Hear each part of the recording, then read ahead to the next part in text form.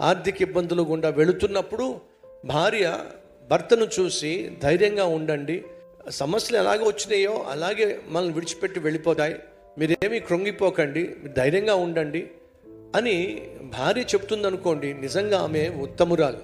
అలా కాకుండా కొంచెం ఆర్థిక సమస్యలు వచ్చి ఇంటి రెంట్ కట్టలేక, ఉన్నటువంటి నిత్యావసర సరుకులు కొనలేక భర్త ఒకవేళ సతమతం అవుతున్నట్లయితే ఆ భార్య వెంటనే చేసుకోక కనీసం పిల్లల్ని పోషించలేని ఇలాంటి చేతగాడిని వాడిని చేసుకున్నాను, నా వల్ల కాదు, నేను వెళ్ళిపోతా ఇక్కడి నుంచి అని చెప్పి నువ్వు వెళ్ళిపోయావు అనుకో, అది నీ బుద్ధి.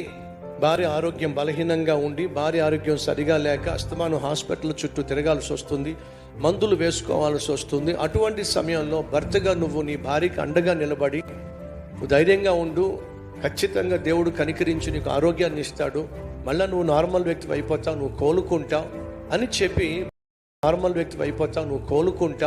అని చెప్పి భార్యను ఆదరిస్తూ ధైర్యపరుస్తూ ఎప్పటికప్పుడు తన కోసం ప్రార్థన చేసే భర్తవైతే నువ్వు మంచి భర్తవి.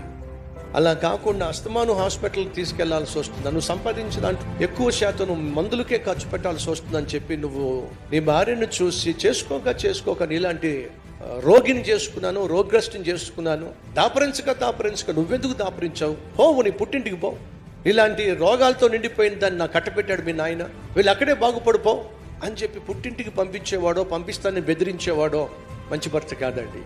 మంచి భర్తవో మంచి భార్యవో ఎప్పుడు బయటపడుతుందో తెలుసా? నీ భర్త కష్టాలు గుండా వెళుతున్నప్పుడు, భార్య అనారోగ్యం గుండా వెళుతున్నప్పుడు అండగా నిలబడేటటువంటి భర్త, భార్య ఆ సమయంలో నిలబడేవాడే, ఆ సమయంలో ఆదరించేవాడే, ఆదరించేదే అసలైనటువంటి భార్య భర్త.